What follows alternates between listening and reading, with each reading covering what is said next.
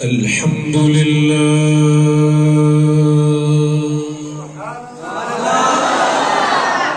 الحمد لله خالق الأكوان الموجود أزلا وأبدا بلا كيف ولا مكان المنزه عن الأضداد والأوداد والأعضاء والجهات كان الله على مكان وهو الآن على ما عليه كان فلا تضربوا لله الأمثال ولله المثل الأعلى ونشهد أن سيدنا ونبينا وعظيمنا وقائدنا وطبيب قلوبنا وراحة صدورنا مولانا محمد قال الله تبارك وتعالى في القرآن الكريم والفرقان الحميد حميم والكتاب المبين إنا أنزلناه في ليلة مباركة إنا كنا منذرين آمنت بالله صدق الله مولانا العظيم وصدق رسوله النبي الكريم الأمين ونحن على ذلك لمن الشاهدين والشاكرين والحمد لله رب العالمين مولاي صل وسلم دائما أبدا على حبيبك خير الخلق كلهم محمد سيد الكونين والثقلين والفريقين من عرب ومن عجم رب صل وسلم دائما أبدا على حبيبك خير الخلق كلهم کی محمد سے وفا تو نے تو ہم تیرے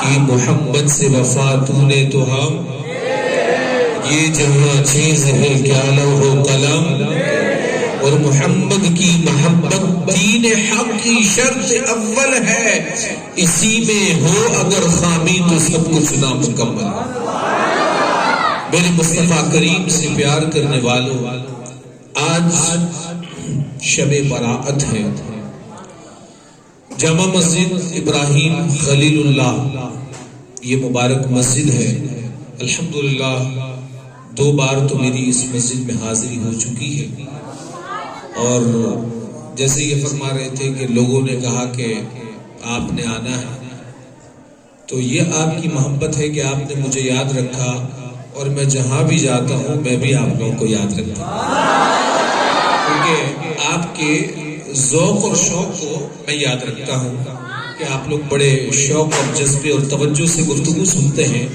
یہ آپ کی مثال دے رہا ہوں تو خمیسہ گوٹ میں اس مبارک مسجد میں پہلے بھی 2 بار حاضری ہوئی اور اب انشاءاللہ العزیز جب میں آؤں گا تو مجھے امید ہے کہ یہ مسجد پوری مکمل ہو چکی ہوگی انشاءاللہ ہو سکتا ہے جلدی آ جاؤں تو کوشش کریں کہ مسجد کو جلدی تعمیر کر لیں مکمل کر لیں تو یہ آپ کے لیے ایک بہت بڑا صدقہ ہے جاریہ ہوگا آج کی اس مقدس رات میں ہمارے محترم جناب حضرت مولانا عبدالعزیز صاحب اور ہمارے حضرت علامہ محبوب قادری صاحب زید اشرف اور جتنے بھی علماء کرام تشریف فرما ہے کئیوں کے نام مجھے معلوم نہیں ہے سب میرے لیے لائق صد احترام ہے اور میرے ساتھ حضرت علامہ اویس قادری صاحب ہیں قبلہ والد گرامی بھی تشریف فرما ہے تو الحمدللہ یہ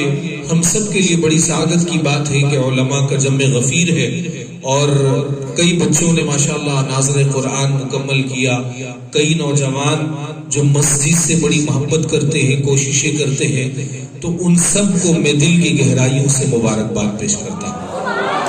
اور مسجد انتظامیہ، مسجد کے ائمہ، مسجد کے جتنے بھی لوگ ہیں جو مسجد کی ترقی کے لیے کردار ادا کر رہے ہیں، اللہ جل وعلا ان کے گھروں کو شاد و باد رکھے۔ مجھے یوں لگتا ہے کہ یہاں اکثر لوگ پنجابی سمجھتے ہیں ہم لوگ، تو پنجابی میں تقریر کروں کہ اردو میں کروں؟ ہاں چل کہہ رہے ہیں، دونوں میں کہہ رہے ہیں، تو ہو سکتا ہے بیچ میں پنجابی میں شروع ہو جاؤں۔ اس کی ایک وجہ یہ ہے کہ اگرچہ میں یہی کہوں، لیکن 9 سال الحمدللہ میں نے پنجاب میں شیخ پورہ میں گزارا ہے الحمدللہ۔ تو درس نظامی میں نے استاذ العلماء امیر المجاہدین حضرت علامہ حافظ خادم حسین رضوی علیہ الرحمہ سے بھی میں نے پڑھا۔ میں نے حدیث کی کئی کتابیں الحمدللہ استاذ گرامی سے پڑھی الحمدللہ، تو الحمدللہ ان کی برکتیں ہیں۔ تو آج آپ لوگوں کے سامنے موجود ہوں۔ جتنے لوگ پیچھے سے گزارش کروں گا جو آگے ہیں مزید آگے آ جائیں، کوئی مسئلہ نہیں، آگے آ جائیں تاکہ پیچھے والوں کو پریشانی ہو۔ آگے آ جائیں، پہلے جلدی سے پڑھیں۔ اللہم صلی علی سیدنا و مولانا محمد معدن الجود والکرم وآلہ وبارک وسلم صلاۃ وسلام علیک یا سیدی یا سندی یا رسول اللہ۔ ابھی میں پچھلے چند دنوں پنجاب کے دورے پر تھا، تو وہاں الحمدللہ لاہور میں، گجرانوالہ گجرات میں بیان کی کئی جگہ سعادت ملی، تو وہاں الحمدللہ بیچ میں نے پنجابی بھی بولی، تو آپ کا شوق و ذوق رہے گا تو انشاءاللہ ہو سکتا ہے چند جملے پنجابی میں۔ اللہ سبحانہ و تعالی آج کی اس مقدس رات کی برکتیں ہم سب کو نصیب فرمائے۔ میرے مصطفیٰ کریم سے پیار کرنے والوں، آج کی رات بڑی بابرکت رات ہے، اور آج کی رات کو شب براءت کہتے ہیں۔ کیا کہتے ہیں؟ شب کہتے ہیں نائٹ کو، رات کو۔ براءت کہتے ہیں جہنم سے آزادی پانے کی۔ تو لیلۃ البراء، شب براءت کا مطلب یہ ہے کہ یہ رات جہنم سے آزادی پانے کی رات ہے۔ اس مقدس رات میں اللہ جل وعلا اپنے بندوں پر خاص رحمت نازل فرماتا ہے۔ امام ابن حبان نے اس حدیث کو روایت کیا، میرے آقا کریم فرماتے ہیں یطلع اللہ تعالی الی خلقہ لیلۃ النصف من شعبان۔ حضور فرماتے ہیں کہ اللہ جل وعلا اس مقدس رات میں اپنے بندوں پر خاص رحمت نازل فرماتا ہے، اور فرمایا کہ فرشتہ یہ ندا دیتا ہے الا من مسترزق فارزقا، الا من مستغفر فاغفر له، الا مبتلا فاعافیہ، الا کذا الا کذا حتی یطلع الفجر۔ اچھا، بات بڑی اہم ہے، کوئی بھی بچے بات کرتے ہوئے نظر نہ آئے۔ کوئی اگر ارد گرد بچے بات کر رہے ہو تو ان کو بالکل منع کریں، کیونکہ جب بات ہو حدیث کی، قرآن کی، تو بالکل توجہ کے ساتھ سنا جائے۔ میرے مصطفیٰ کریم سے پیار کرنے والوں، آقا کریم فرماتے ہیں کہ اس مقدس رات میں اللہ جل وعلا اپنے بندوں پر خاص رحمت نازل فرماتا ہے، اور رب کی جانب سے ایک فرشتہ نازل ہوتا ہے، اور وہ فرشتہ یہ ندا دیتا ہے کوئی اس مقدس رات میں، رب تعالیٰ فرماتا ہے کوئی اس مقدس رات میں رب سے بخشش طلب کرنے والا، اپنے گناہوں سے معافی مانگنے والا، اپنے گناہوں کی بخشش طلب کرنے والا، آج کی اس مقدس رات میں کوئی مجھ سے گناہوں سے معافی طلب کرے گا تو میں اس کے گناہوں کو معاف کروں گا۔ فرمائے ہے کوئی آج کی اس مقدس رات میں رزق طلب کرنے والا، پریشان، جس کو جاب نہیں مل رہی ہو، پریشان پھر رہا ہو، لوگوں کے پاس جاتا ہو، پریشانی بتاتا ہو کہ آج میں بڑا پریشان ہوں، جاب لیس ہو چکا ہوں، کاروبار نہیں چل رہا، کچھ کام نہیں چل رہا۔ حضور فرماتے ہیں آج کی اس مقدس رات میں اگر کوئی شخص پریشان بھی ہو، رزق کے معاملے میں پریشان بھی ہو، تو آج کی اس مقدس رات میں جو لوگ اپنے لیٹر لکھ کے مختلف کمپنیز کو دیتے ہیں، مختلف فیکٹریوں میں دے رہے ہوتے ہیں، وہ تو اپنی جگہ ہے، لیکن آج کی اس مقدس رات میں صدق دل سے اپنے رب کی بارگاہ میں بھی درخواست پیش کر دو، ادب کے ساتھ احترام کے ساتھ رب کی بارگاہ میں اپنی معروضی پیش کرو۔ فرمایا اللہ رب العزت تمہیں رزق میں عطا فرمایا علام ابترن کا وعافیہ۔ آج کی اس مقدس رات میں اگر کوئی مصیبت زدہ ہو، کوئی پریشان زدہ ہو، کسی کی پریشانی حل ہو نہ رہی ہو، جیسے لوگ پریشان ہیں آج کل، بہت پریشان ہیں گھریلو معاملے میں، بیوی سے لڑائی، ماں باپ سے لڑائی، آپس میں گتم گتا ہو چکے۔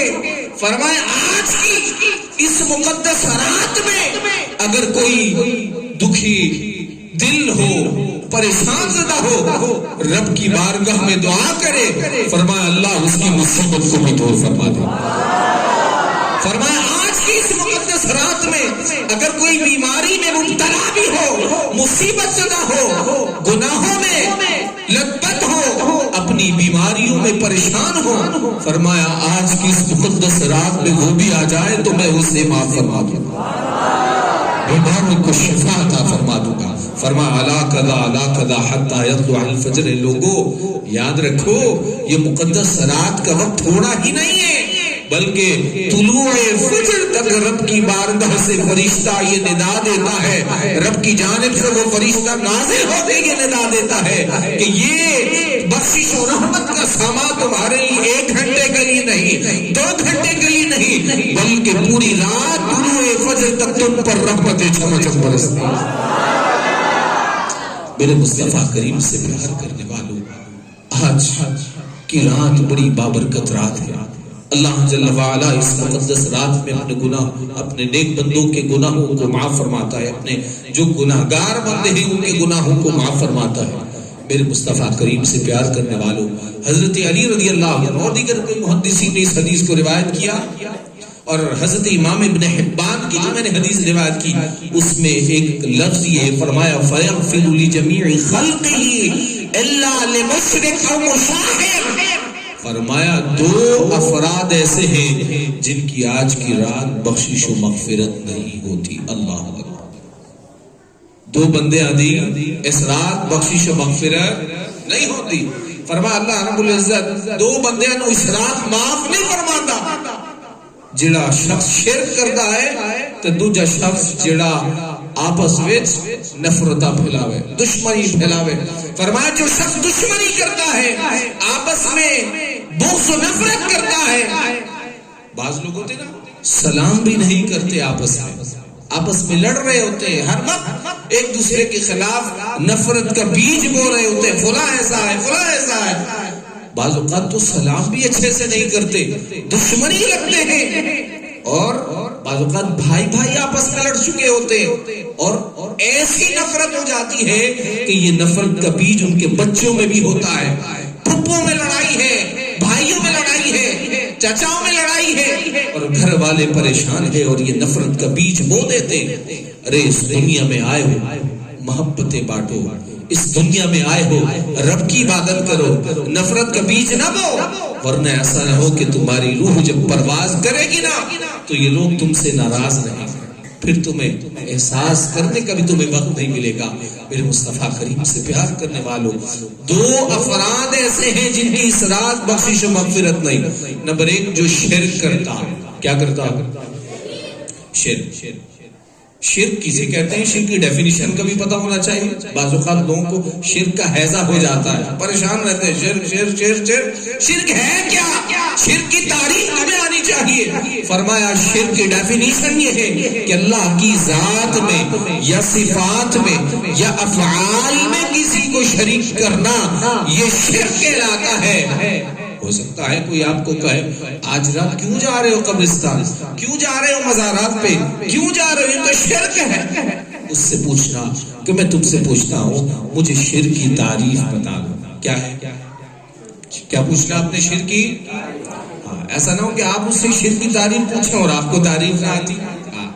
بعض اوقات لوگوں کی کانپیں ٹانگ رہی ہوتی ہے، ٹانگیں کانپتی ہیں، بعض لوگوں کی کانپیں ٹانگتی ہیں۔ تو ایسا نہ ہو کہ آپ کسی سے تعریف پوچھے اور آپ کی کانپیں ٹانگ رہی، ایسا نہیں ہونا چاہیے، آپ کو تعریف آنی چاہیے۔ تو اللہ کی ذات میں یا صفات میں یا افعال میں کیا کرنا؟ شریک کرنا، یہ شرک کہلاتا ہے۔ اب اگر کوئی مزار پہ جاتا ہے تو میں آپ سے توجہ ہے آپ لوگوں کی؟ بچوں بیٹھ جاؤ، شاباش پیچھے بیٹھ جاؤ، توجہ ہے۔ اللہ کی ذات میں شریک کرنا۔ میں آپ سے پوچھتا ہوں کہ کوئی اگر مزار پہ جاتا ہے اور وہاں جا کے حاضری دیتا ہے، کیا وہ صاحب مزار جو آرام فرما رہے ہیں ان کے بارے میں یہ عقیدہ رکھتا ہے کہ وہ خدا ہے؟ بولے بھائی، یہ عقیدہ تو نہیں رکھتے نا بھائی؟ ہم تو یہ عقیدہ رکھتے ہیں کہ عبادت کے لائق صرف و صرف اللہ کی ذات ہے، عبادت کے لائق صرف و صرف۔ اب اگر کوئی مزار میں جاتا ہے تو صاحب مزار کو خدا نہیں سمجھنا، یا جو اللہ کی صفات ہے، کیا یہ صفات بعین ہی اللہ کے بندے کے لیے مان رہے ہیں؟ یا پھر اللہ کی صفات، اللہ کی ذات میں یا صفات میں یا افعال میں شریک کرنا۔ کیا جاہل سے جاہل شخص جو مزار پہ جاتا ہے، کیا اس کا یہ عقیدہ ہوتا ہے کہ صاحب مزار اولاد دیتے ہیں، رب تعالیٰ نہیں دیتا؟ اس کا تو یہ عقیدہ نہیں، اس کا تو یہ عقیدہ ہوتا ہے کہ اولاد دیتا رب ہے، لیکن رب تعالیٰ اپنے نیک بندوں کی برکت سے دعا کو جلد قبول فرما لیتا۔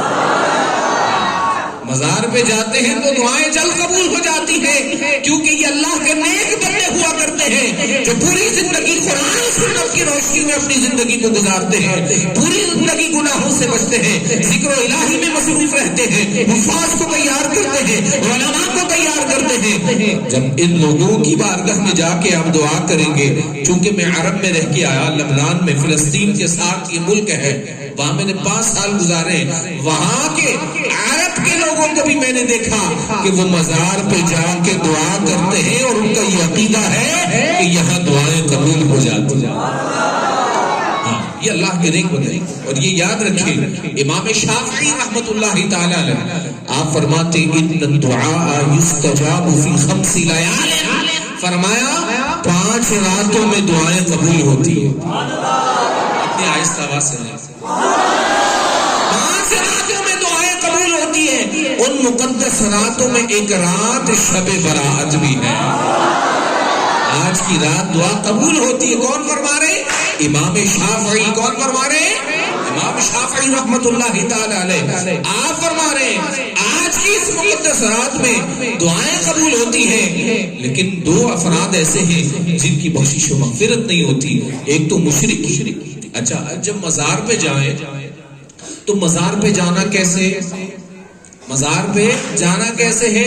وہاں جا کے سجدہ نہیں کرنا، وہاں جا کے سجدہ نہیں کرنا۔ عبادت کے لائق کون ہے؟ اللہ ہے۔ تو مزار پہ جا کے اگر کوئی عبادت کی نیت سے سجدہ کرے گا تو وہ مسلمان نہیں رہے گا، اور اگر کوئی تعظیم کی نیت سے سجدہ کرے گا تو وہ گنہگار ہے، حرام اور گناہ کبیرہ کا مرتکب ہے۔ اگر کوئی سمجھتا ہے کہ یہ اللہ کے نیک بندے جا کے سجدہ کر لو تو وہ گناہگار ضرور ہے۔ کیا ہے؟ گناہگار۔ لیکن کوئی عبادت کی نیت سے سجدہ کرے تو مسلمان نہیں رہے گا۔ کیوں؟ عبادت صرف کس کی جاتی ہے؟ اللہ رب العزت کی جاتی ہے۔ تو ہمیں یہ معلوم ہونا چاہیے کہ مزار پہ جانا بالکل کیا ہے؟ جائز ہے۔ کیا ہے؟ قبرستان جانا بھی کیا ہے؟ آج کچھ لوگ آپ کو کہتے ہوئے نظر آئیں گے یہ بدعت ہے، یہ حضور نے اس مقدس رات میں جاگنے کا اہتمام نہیں کیا، حضور کے صحابہ نے نہیں کیا۔ اے لوگوں، تم لوگ کیوں جاگتے ہو؟ کیوں مسجدوں کو لائٹوں سے سجاتے ہو؟ کیوں آج کی رات جاگتے ہو؟ میں آپ سے بالکل آسان انداز میں یہ پوچھتا ہوں، میرے نبی مکرم علیہ السلام کو ایک رات حضرت عائشہ رضی اللہ تعالی عنہا نے گھر میں نہ پایا تو حضور کو ڈھونڈنے نکلی، تو حضور کو جب ڈھونڈنے نکلی تو حضور نبی مکرم علیہ السلام جنت البقیع میں موجود تھے۔ اور وہ رات کون سی تھی؟ وہ مقدس رات جسے ہم شب برات کہتے ہیں۔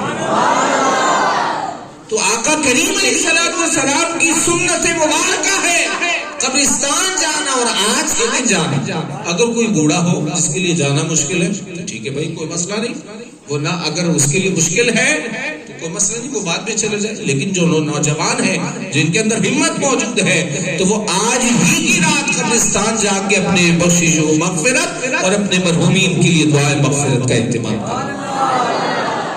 ایک بات۔ دوسری بات یہ ہے کہ جب قبرستان جائیں تو بعض لوگ قبرستان کیسے جاتے ہیں؟ مغرب کی 6 نوافل، مغرب کے بعد جو آج کی اس مقدس رات میں توجہ ہے یا گفتگو میں مکمل کر دوں، ختم کر دوں گفتگو یا آگے بڑھاؤں؟ توجہ ہے آپ لوگوں کی؟ چلے بھائی، آج کی اس مقدس رات میں کچھ لوگ ایسا کرتے ہیں کہ 6 رکعت نفل نماز ادا کر کے سمجھتے ہیں کہ بس بیڑا پار ہو گیا، اب چاہے بم بڑھا کے پھاڑو، لوگوں کو تکلیف پہنچاؤ، گولیاں چلاؤ، لوگوں کو تکلیف پہنچاؤ، ہارٹ کے پیشنٹ کو پریشان کرو، ہوائی فائرنگ کرو، جو کرنا ہے کرو، 6 رکعت نوافل ادا کر لی۔ ایسا نہیں، 6 رکعت نوافل ادا کرنے کی فضیلت اپنی جگہ ہے، کرنے چاہیے مغرب کے بعد آج کی مقدس رات میں، لیکن اس کا یہ مطلب نہیں کہ اب آپ گناہوں سے دھل گئے، اب آپ جو چاہے کریں، آپ ایک ہاتھ میں سگریٹ لیں، منہ میں گٹکا رکھیں، چلتے جائیں اور جس کو چاہیں بولتے جائیں، کبھی کسی کو گالی دیں، کبھی کسی کو دیں، موبائل پہ لگے رہیں، لڑکیوں سے چیٹ پہ میسج پہ بات کرتے رہیں، فیک آئیڈیز بنا کر بری چیزیں دیکھیں، لڑکیوں سے باتیں کریں۔ یہ مقدس رات غفلت میں گزارنے کی نہیں ہے، یہ مقدس رات جہنم سے آزادی پانے کی رات ہے۔ میرے آقا کریم فرماتے ہیں فَيَغْفِرُ اللَّهُ تَعَالَى لعدد اکثر من عدد شعری غنمی بنی کل۔ آقا کریم علیہ السلام کی حدیث پاک کا مفہوم حضور فرماتے ہیں کہ اس مقدس رات میں جب بندہ رب کی بارگاہ میں دعا کرتا ہے، حضور فرماتے ہیں کہ اللہ رب العزت بنی کل کی بکریوں کے بالوں کی تعداد سے بھی زیادہ اپنے امت کی مغفرت فرماتا ہے، اپنے محبوب کی امتیوں کی رب تعالی اس مقدس رات میں بنی کل کی بکریوں کے بالوں کی تعداد سے بھی زیادہ بخشش ہوتی ہے۔ اتنی آہستہ آواز، بنی کلب کی بکریوں کے بالوں کی تعداد سے زیادہ۔ بنی کلب ایک قبیلہ تھا عرب کا جو بکریاں بہت زیادہ پالا کرتا تھا۔ اب آپ اندازہ لگائے ایک بکری کے بال آپ گن سکتے ہیں؟ بولے بھائی نہیں گن سکتے نا، تو ایک بکری کے بال گننا کتنے مشکل، اور جو عرب کا قبیلہ بکریوں کو زیادہ پالتا ہو، اللہ اکبر۔ ایک شخص حضور آقا کریم کی بارگاہ میں آیا، حضور آقا کریم علیہ السلام سے کہنے لگے یا رسول اللہ، حضور کے پاس 2 پہاڑوں کے درمیان بکریاں تھیں۔ کتنے؟ 2 پہاڑوں کے 2 پہاڑوں کے درمیان بکریاں تھیں۔ کہنے لگے یا رسول اللہ یہ مجھے عطا فرما دیں۔ حضور سے کہہ رہے یا رسول اللہ، یہ آپ دیکھا ہوگا کہ پہاڑ 2 پہاڑوں کے درمیان کتنا فاصلہ ہوگا؟ آقا کریم سے آگے کہہ رہے ہیں یا رسول اللہ یہ جو 2 پہاڑوں کے درمیان بکری ہے مجھے عطا فرما دے۔ لا ورب العرش جس کو جو ملا ان سے ملا، بڑھتی ہے کونین میں نعمت رسول اللہ۔ اللہ اکبر۔ میرے کریم آقا نے لا نہیں فرمایا، یہ نہیں فرمایا کہ کیوں آ گئے ہو مانگنے، نہیں یہ نہیں فرمایا، بلکہ حضور نے فرمایا جاؤ میں نے تمہیں یہ ساری بکریاں عطا فرما دی۔ اتنی آہستہ آواز سے تو میری گفتگو مکمل ہو گئی۔ فرمایا ان محمد عطا یعطی من لا یخشی الفقر۔ اس شخص نے کہا اپنی قوم کو جا کے کہا لوگوں اسلام لے آؤ، محمد اتنا عطا کرتے ہیں کہ فقر کا ڈر بھی نہیں کرتے، لوگوں کو محمد عطا فرماتے جاتے ہیں۔ حضور کی یہ شان کریمی ہے۔ اب میرے کریم آقا فرما رہے کہ اللہ رب العزت بنو کلب کی بکریوں کی تعداد ان کے بالوں کی تعداد سے بھی زیادہ آج کی اس مقدس رات میں اپنے محبوب کی امتیوں کی مغفرت ہے۔ یہ رات بڑی بابرکت ہے۔ اس مقدس رات میں جب قبرستان جائیں نا تو نسوار کو سائڈ پہ رکھ دیں، سگریٹ کو سائڈ پہ رکھ دیں، پان اور گٹکے کو سائڈ پہ رکھیں، موبائل کو سائڈ پہ رکھ دیں۔ مقدس رات غفلت میں گزارنے کی نہیں ہے۔ اور بڑی معذرت کے ساتھ یہ جملہ کہہ رہا ہوں، آج کا جو نوجوان ہے نا، جو لوگ کہتے ہیں کیوں اس مقدس رات میں تم لوگ جاگتے، حضور یا حضور کے صحابہ نے جاگنے کا اہتمام نہیں فرمایا۔ میں ان سے پوچھتا ہوں میرے کریم آقا جب قبرستان گئے ہیں، حضور نے خود قبرستان جا کر اس مقدس رات کی اہمیت کو اجاگر کیا ہے۔ جب میرے کریم آقا گئے ہیں اور پھر اس مقدس رات میں قرآن کریم کی تلاوت، حضور پہ درود شریف پڑھنے کا اہتمام، نعت خوانی کا اہتمام، بیان سیکھ کر لوگ اپنی زندگیوں میں تبدیلی لاتے ہیں، اپنے گناہوں سے معافی مانگتے ہیں۔ آج کا نوجوان تو ویسے ہی گناہوں کے دلدل میں پھنسا ہوا ہے، وہ سوشل میڈیا، یوٹیوب، فیس بک، انسٹاگرام، ٹک ٹاک اور نہ جانے کتنے سوشل میڈیا کے ذرائع یوز کرنے میں مصروف عمل ہے۔ گناہوں کے دلدل میں آج کا نوجوان پھنسا ہوا ہے اور تم ان نوجوانوں کو مسجد میں جانے سے روک رہے ہو۔ اللہ کا شکر ادا کرو کہ یہ امت نفل کے نماز کے لیے ہی تو جمع ہو رہی ہے، بڑی بات ہے۔ یہ امت اگر قرآن سننے کے لیے جمع ہو رہی ہے، نعت شریف سننے کے لیے اگر اس مقدس رات میں جمع ہو رہی ہے، یہ قبرستان جانے کے لیے اپنے قبر کو یاد کر کے یہ امت رو رہی ہے، تو اللہ کا شکر ادا کرو کہ اس امت میں شعور و بیداری تو آ چکی ہے۔ تم اس امت کو منع کر رہے ہو، کیوں جا رہے ہو، کیا کر رہے ہو؟ یہ نوجوان ویسے ہی گناہوں کے دلدل میں پھنسے، یہ نوجوان تو ویسے ہی قرآن و سنت سے دور ہو چکے ہیں، یہ نوجوان تو ویسے ہی مسجد سے دور ہے، یہ نوجوان تو فرائض سے دور ہے۔ اگر نفل کے نام پہ اگر یہ لوگ فرائض کا اہتمام کرنے لگ جائیں اور اپنی زندگیوں میں تبدیلی لے آئیں تو یہ بہت بڑی سعادت کی بات ہے۔ ہاں، اب یہ بتاتا چلوں کہ ہمارے یہاں چونکہ سوشل میڈیا کا دور ہے، چونکہ یہ رات اپنے گناہوں سے معافی مانگنے کی رات ہے، ہم میں سے ہر ایک شخص، عرب کے علماء کو یہ جملہ کہتے ہوئے میں نے سنا، وہ جملہ کہتے ہیں الحمدللہ الذی اظہر منا الحسن وستر منا القبیح۔ بڑی پیاری عبارت ہے، عرب کے بڑے بڑے مشائخ کو یہ جملہ کہتے ہوئے سنا، وہ کہتے ہیں تمام تعریف اس ذات کے لیے ہے کہ جس نے ہمارے گناہوں کو چھپایا اور ہماری نیکیوں کو لوگوں پر ظاہر فرمایا۔ آپ دیکھیے ہم نے کتنے گناہ کیے لیکن لوگ ہمیں نیک سمجھتے ہیں، اور آپ میں سے کتنے لوگ ہوں گے لوگ آپ کو نیک سمجھتے ہوں گے، لیکن ہم کتنے گناہگار ہیں یہ ہمیں پتا ہے۔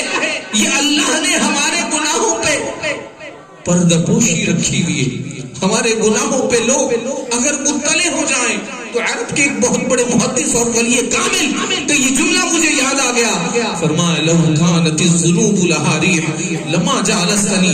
بہت بڑے اللہ کے ولی نے ایک جملہ اپنے مریدین سے یہ جملہ ارشاد فرمایا، اپنے شاگردوں سے یہ جملہ کہا، فرمانے لگے اپنے شاگردوں کو، بیٹا اگر گناہوں کی بدبو ہوتی نا تو تم لوگ میری صحبت میں نہ بیٹھتے۔ اللہ کے ولی فرما رہے، اللہ کے نیک بندے کہہ رہے، اور پھر ایک عبارت انہوں نے یوں کی، فرمایا کہ لو کانت الذنوب لها اجرام لما تکلمت معی۔ فرمایا اگر گناہوں کا جسم ہوتا، گناہ اگر نظر آنے والی چیز ہوتی تو فرمایا تم لوگ تو میری صحبت میں بھی نہ بیٹھتے۔ یہ اللہ کے نیک بندے یہ جملہ ارشاد فرما رہے، تو ہم جیسے گناہ گاروں کا کیا حال ہوگا کہ ہم سے دن میں کتنے گناہ سرزد ہوئے۔ اور پھر ایک بہت بڑے محدث، انہی کا یہ جملہ مجھے یاد آ گیا بر وقت، اور آج کی اس مقدس رات کے حوالے سے ہمارے اب گناہوں سے دور ہونے کے لیے جملہ بڑا کافی ہے۔ فرما لحظۃ فی معصیت اللہ تورث حزنا طویلا۔ فرمایا اللہ رب العزت کی نافرمانی میں ایک لمحہ، تھوڑی دیر بھی اگر آپ نے زندگی میں کوئی گناہ کیا ہوگا، فرمایا اس سے پوری زندگی انسان غم میں مبتلا ہو جاتا ہے۔ اللہ، ان گناہ کی لذت کتنی دیر کی ہوتی ہے؟ لذات الدنیا سریعۃ الزوال۔ آپ کو پتا ہے گناہ کی لذت کتنی دیر کی ہوتی ہے؟ تھوڑی دیر کی ہوتی ہے۔ آپ نے بدنگاہی کی آنکھوں سے، گناہ تھوڑی دیر کیا نا، تھوڑی دیر بدنگاہی کی، زنا کیا کسی نے بالفرض، تو لذت کیا ہے؟ تھوڑی دیر کی ہے، لیکن پوری زندگی یہ کہتا رہے گا کاش کاش کاش کہ مجھ سے گناہ سرزد نہ ہوتا، کاش کہ میں اپنے رب کو ناراض نہ کرتا۔ پوری زندگی وہ اسی غم میں مبتلا ہو جائے گا، کاش کاش کاش، لیکن یہ کاش اسے اب کام نہیں آئے۔ تو لمحے بھر کی جو نافرمانی ہوتی ہے، اللہ کی نافرمانی میں تھوڑا سا بھی آپ کا ایک لمحہ گزرے گا، پوری زندگی آپ پریشان رہیں گے، پوری زندگی یہ کہتے ہوئے نظر آئیں گے کاش کہ مجھ سے گناہ سرزد نہ ہوتا۔ تو اللہ کی نافرمانی سے بچے۔ اللہ کی نافرمانی سے کیا ہے؟ بولے بھئی اللہ کی نافرمانی سے بچنا. اور اللہ کی نافرمانیوں میں ایک روایت میں فرمایا کہ اس رات کئی لوگوں کی بخشش و مغفرت ہو جاتی ہے، لیکن جو شخص متکبر ہوتا ہے، تکبر کرنے والا ہوتا ہے، وہ کسی کو کچھ نہیں سمجھتا. وہ سمجھتا ہے میں چودھری صاحب ہوں، میں میاں صاحب ہوں، میں آوان صاحب ہوں، میں فلاں صاحب ہوں، میں سب کچھ ہوں. دوسرے کو کچھ نہیں سمجھتا. وہ سمجھتا میرے پاس پیسہ بہت ہے، میرے پاس گاڑی ہے، میرے پاس گھر اچھا ہے. وہ کسی کو کچھ نہیں سمجھتا. تو فرمایا کہ متکبر کی بھی اصلاح بخشش و مغفرت نہیں. انسان ایک نطفے کی پیداوار ہے، ایک نطفے سے پیدا ہوا اور پھر اپنے آپ کو اکڑ کر چلے، پھر زمین پہ چلے تو اکڑ کر چلے، اپنے حسن پہ ناز کرتا ہے. تھوڑی دیر کے لیے اگر بیمار ہو جائے تو ساری طاقت چلی جاتی ہے. پہلوان کو آپ نے دیکھا ہوگا، لیکن اگر بیمار ہو جائے تو ساری طاقت اس کی چلی جاتی ہے. تو کبھی بھی تکبر. اسی طرح آج کی اس مقدس رات میں جو والدین کا نافرمان ہوتا ہے، جو والدین کو ناراض کرتا ہے، فرمایا اس کی بھی آج کی رات بخشش و مغفرت. والدین کو ناراض نہ کریں. آج بیویوں کو خوش کرنے کے لیے ہم اپنے ماں باپ کو ناراض کر دیتے ہیں. اچھا، ماں باپ کو جھاڑ دیتے ہیں. بعض اوقات لوگ ماں باپ کے گلے تک اپنے ہاتھ کو پہنچا دیتے ہیں، اس گندے ہاتھ کو اپنے ماں باپ تک پہنچاتے ہیں. ارے جس ماں باپ نے تمہیں چلنا سکھایا، جس ماں باپ نے تمہیں بولنا سکھایا، جس ماں باپ نے تمہیں پال کے اتنا بڑا کر دیا، آج اس ماں باپ کے ساتھ بد کلامی و بدتمیزی کرتے. تھوڑا سا احساس تو ہونا چاہیے. اپنے محسن کے احسان کو انسان بھولتا نہیں. جس کا کھانا اسی کا گانا. ماں باپ کا کھاتے ہو، ماں باپ کو نازیبا الفاظ کہتے ہیں. ابھی کچھ عرصہ قبل کی بات ہے، ٹائم ہوا، میں نے ایک ویڈیو دیکھی. ایک والد جو آج بھی غالباً جب ویڈیو دیکھی تھی تو مجھے بڑا افسوس ہوا تھا. وہ والد کے جس نے اپنے بچوں کو پڑھایا، لکھایا، بڑا کیا، آج وہ والد دریائے راوی کے نیچے زندگی گزار رہا ہے. اللہ اکبر. بچوں نے گھر سے نکال دیا. اتنا بڑا گھر والد کا، لیکن بچوں نے گھر سے نکال دیا. اور یہ شہر کراچی کی بات کرتا چلو. بچوں کو باپ نے پڑھایا، لکھایا، انجینئر بنایا، ڈاکٹر بنایا، ایک کو پائلٹ بنایا. اب وہ والد اولڈ ہوم میں زندگی گزار رہا ہے. اللہ، یہ جو ایدھی خانے بنے ہوتے ہیں جہاں لوگ رہتے ہیں، وہاں لوگ آ کے چھوڑ جاتے ہیں اپنے ماں باپ کو. بعض اوقات کھانستے زیادہ ہیں ماں باپ، یہ کھانسی تمہیں برداشت نہیں ہوتی. کینیڈا میں ایک ایسا علاقہ ہے جہاں لوگ اپنے ماں باپ کو چھوڑ کے چلے جاتے ہیں. اور پوری کالونی بنی ہوئی ہے، وہاں لوگ اپنے ماں باپ کو چھوڑ جاتے ہیں اور ماں باپ کے دل بہلانے کے لیے انہوں نے کتے پال کے رکھے. اللہ. اور جب ان کی موت کا وقت، جب وہ انتقال کر جاتے ہیں، فون کر دیا جاتا ہے تمہارے ماں باپ کا انتقال ہو گیا، آ کے لے جاؤ. یہاں تک اپنے ماں باپ کے ساتھ رویہ اختیار کر رہے ہیں لوگ. ایک دن مدر ڈے منایا، ایک دن فادر ڈے منایا، بس سمجھتے ہیں کہ ہم نے سوٹ دے دیا، پھول پیش کر دیا. ارے نوجوان، یہ مقدس رات تمہیں بتا رہی ہے کہ یہ والدین کے ساتھ حسن سلوک ایک دن کے لیے نہیں ہے. یہ انگریزوں نے یہ سوچ نکالی کہ ایک دن پھول پیش کر دو، باقی سمجھو کہ ہم نے حق ادا کر دیا. حق ادا اسی وقت ہوگا جب پوری زندگی تم اپنے والدین کو راضی کرو. اچھا، آج تو میسجز چل رہے ہیں. کیا میسج چل رہے ہیں؟ معاف کر دو. دوستوں کو میسج کر رہے ہوتے کیا کرتے ہیں؟ معاف کر دو. چل رہے ہوتے نا بھائی میسج، معاف کر دو، معاف کر دو، معاف کر دو. ارے بھائی، معافی کے زیادہ حقدار تو تمہارے ماں باپ ہیں. تم نے ان سے معافی مانگی؟ تو ایسے ایسے لوگوں کو میسج کر رہے ہوتے ہیں جن کو کبھی دیکھا بھی نہیں ہوتا زندگی. ہاں، کبھی واسطہ بھی نہیں پڑا ہوتا ہے. اچھا بھائی معاف کر دینا بھائی. ارے تم کو وہ جانتا ہی نہیں ہو، کس چیز کی معافی مانگ رہے. گھر میں جو لوگ جن کو تم جانتے ہو، اپنی بیوی پہ تم نے ظلم کیا، اس پہ ہاتھ اٹھایا، کل یہی کمزور بیوی کل قیامت کے دن طاقتور ہو جائے گی اور تمہارا حساب کتاب بڑا سخت ہوگا. تم نے بیوی بچوں کو مارا، کل قیامت کے دن تمہیں اس کا سخت حساب دینا ہوگا. میرے مصطفیٰ کریم سے پیار کرنے والوں، آج کی اس مقدس رات میں رب تعالیٰ کو یاد کریں اور دل کھول کے اپنے گناہوں سے معافی مانگیں. میرے مصطفیٰ کریم سے پیار کرنے والوں، آج قبرستان جا کر جاتے ہوئے اپنی قبر کو بھی یاد کریں. قبرستان آج کی رات جانا مستحب ہے، حضور کی سنت مبارکہ ہے، لیکن جب قبرستان جا رہے ہو تو بالکل توجہ کے ساتھ راستے میں سورتیں پڑھتے ہوئے جائیں، درود شریف پڑھتے ہوئے جائیں، فضول باتیں نہ کریں. وہاں جا کے قرآن شریف پڑھ کے اپنے مرحومین کے لیے سال ثواب کا اہتمام کریں. آج تو لوگ چند دنوں میں اپنے ماں باپ کو بھول جاتے ہیں. وہ ماں باپ کے جنہوں نے پوری زندگی اتنے احسانات کیے، تم ان کو بھول رہے. ان کی قبروں پہ جا کے کوشش کریں کہ ہر جمعے کو اپنے ماں باپ کی قبروں پہ جائیں. روزانہ جا سکے تو اچھی بات، ورنہ ہر جمعے کو قبرستان جانا مستحب اور ثواب کا کام ہے. جایا کریں، اپنے مرحومین کو یاد کریں، وہاں قرآن کی تلاوت کریں اور اپنے بچوں کو حافظ بنائیں. یہ کتنی بڑی سعادت کی بات ہے. ماشاءاللہ آپ لوگ بڑے خوش نصیب ہیں کہ یہاں بڑا شوق و جذبہ بھی ہے، بچے قرآن پڑھ رہے ہیں. تو اگر چاہتے ہیں کہ آپ کی قبر روشن ہو جائے تو اپنے بچوں کو حافظ قرآن اور عالم بنانا شروع کر دیں. حافظ بنائیں، عالم بنائیں، تو آپ کے بچے آپ کی قبر میں روشنی کا باعث بن جائیں گے.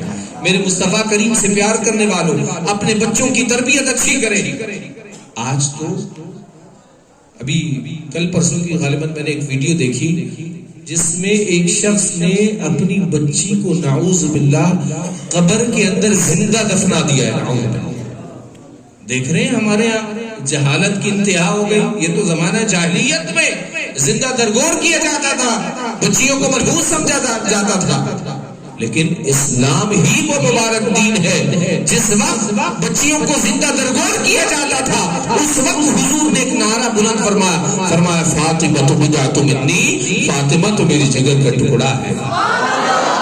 جس وقت لوگ بچیوں کو زندہ قبر میں ڈال رہے تھے اس وقت میرے حضور نے فرمایا فاطمہ تو میرے جگر کی ٹکڑا ہے. میرے مصطفیٰ نے دین اسلام کو عزت بخشی اور دین اسلام نے عورتوں کو عزت عطا فرمائی ہے. بعض مرد بچیوں کی زیادہ پیدائش ہو جائے، لڑکیاں زیادہ پیدا ہو جائے تو عورتوں کو کوس رہے ہوتے ہیں، یہ تم نے کیا کر دیا. ارے اس میں لڑکی کا کوئی قصور نہیں، اس میں عورت کا کوئی قصور نہیں. قرآن کریم میں فرمایا یہب لمن یشاء اناثا ویہب لمن یشاء ذکور. اللہ جسے چاہتا ہے مرد لڑکا عطا فرماتا ہے، جسے چاہتا ہے لڑکی عطا فرماتا ہے، اور جسے چاہتا ہے کچھ عطا نہیں فرماتا. یہ تو اللہ کی دین ہے، اللہ جسے چاہے جو عطا فرمائے. اولاد نہ بھی ہو پھر بھی اللہ کی رضا پہ راضی رہو، اس میں لڑکی کا کوئی قصور نہیں. اللہ نے جو تقدیر میں لکھا ہے وہ ہو کے رہے گا. تم عورتوں کو کیوں کوس رہے ہو؟ اللہ کا شکر ادا کرو. ایسے بھی لوگ ہیں جہاں 20-20 سال بعد بچے کی ولادت ہوتی ہے. تمہیں تو اللہ کا شکر ادا کرنا چاہیے کہ اولاد کی نعمت تو مل گئی. لوگ روتے ہیں کہ اولاد کی نعمت مل جائے، تمہیں اللہ نے اولاد کی نعمت دی ہے پھر بھی تم رو رہے. اور ایک روایت میں حضور نے فرمایا من عال جاریتین حتی تبلغا انا وہو کہاتین یوم القیامہ. حضور فرماتے ہیں کہ جس نے اپنے 2 بچیوں کی اچھی پرورش کی حتیٰ کہ وہ بالغہ ہو گئی، بڑی ہو گئی، حضور فرماتے ہیں وہ شخص اور میں کل قیامت کے دن ایسے ہوں گے جیسے یہ 2 انگلیاں ہیں. قرب مصطفیٰ اگر چاہتے ہو تو بچیوں کی عزت کرو، قرب مصطفیٰ چاہتے ہو تو بچیوں کی اچھی تربیت کرو، انہیں عالمہ بناؤ، انہیں دین سے محبت کرنے والا بناؤ، بچوں کو قرآن سے محبت کرنے والا بناؤ. تم تو چلے جاؤ گے، تمہاری قبریں روشن ہو جائے گی.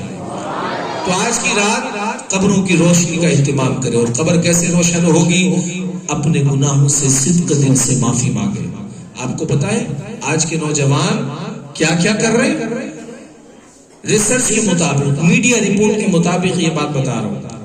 حالانکہ یہ بات بڑی افسوسناک ہے لیکن آپ کو بتا دے رہا ہوں. یہ میڈیا رپورٹ کے مطابق سب سے زیادہ بری چیزیں پاکستان میں دیکھی جا رہی ہیں.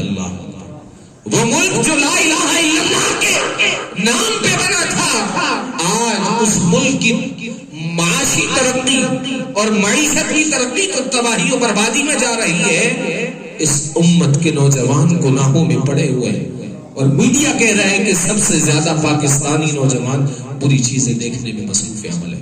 اپنے بچوں کی تربیت اچھی کریں، ان کو گناہوں سے بچائیں، ان کو گناہوں سے دور کریں. اللہ سبحانہ و تعالی ہم سب کو اس مقدس رات کی برکتیں نصیب فرمائے۔ آخر میں اعلان کر رہا ہوں اور یہ بتاتا چلوں کہ میں پچھلی مرتبہ بھی میں نے مسجد کے حوالے سے ترغیب دی تھی، آج آئے ہیں، نہ مجھے امام صاحب نے کہا نہ مجھے خطیب صاحب نے کہا، لیکن میں جب مسجد کی حالت دیکھتا ہوں تو میرا دل کرتا ہے کہ مسجد جلد سے جلد تعمیر ہو جائے۔ آپ کا بھی جذبہ ہے نا بھائی؟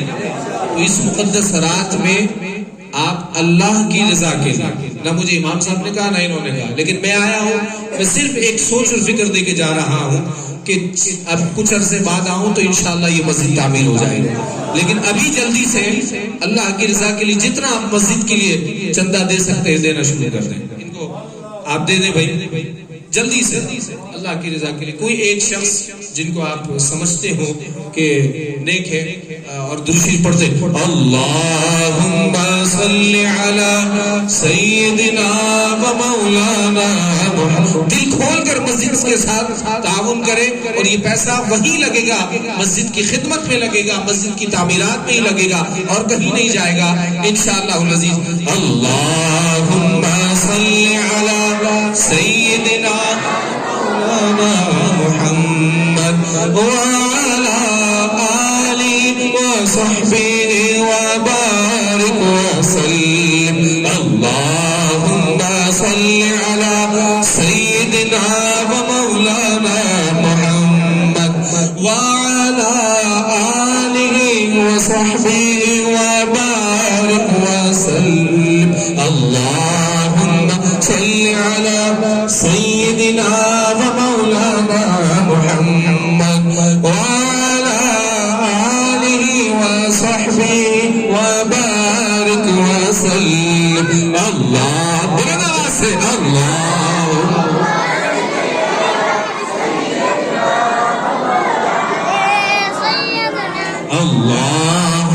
صل علی ومولانا محمد وعلى آله وصحبه وبارك وسلم۔ اللهم صل على سيدنا ومولانا محمد وعلى آله۔ اور اس بات کی وضاحت بھی کر دوں کہ میں جو آتا ہوں یا بھی آ رہا ہوں، میں نے مسجد کا کوئی بھی ایک ہوتا ہے نا وضاحت کر دوں، میں آیا ہوں 1 روپے بھی میں نے آج نہیں لینا انشاءاللہ۔ کوئی نذرانہ بھی دیں گے تو میں کہوں گا بھائی مسجد میں دے دیں اور اللہ کی رضا کے لیے آپ مسجد میں دیں۔ اللہم صل علی سیدنا و مولانا محمد وعلی آلہ وصحبہ وبارک وسلم۔ اللہم صل علی وعلى آله وصحبه وبارك وسلم۔ اللهم صل على سيدنا ومولانا محمد وعلى آله وصحبه۔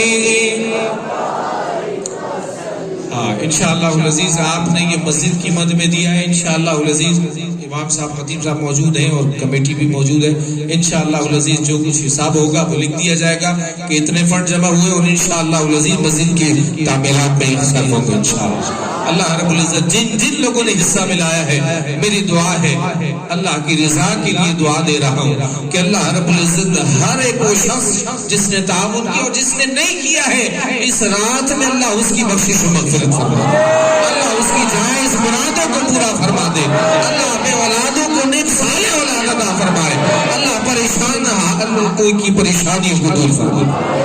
اپنے مسجد کا خیال رکھیں، جہاں آپ اپنے گھر کو سجانے کی کوشش کرتے ہیں، کوشش کریں کہ یہ مسجد جلد سے جلد تعمیر ہو جائے، انشاءاللہ العزیز آپ کو اس کی برکتیں نصیب ہوں گی۔ آج کی رات قبرستان بھی جائیں، آج کی رات سو کر نہیں گزارنا، بم پٹاخے میں نہیں گزارنا، بلکہ اللہ رب العزت کی رضا کے لیے گزارنا ہے۔ بس 2 منٹ میں اپنا ایک اہم میسج دے رہا ہوں۔ دیکھیں آپ نے سنا ہوگا کہ آج کی رات تقدیر بدل جاتی ہے، سنا ہے نا بھائی؟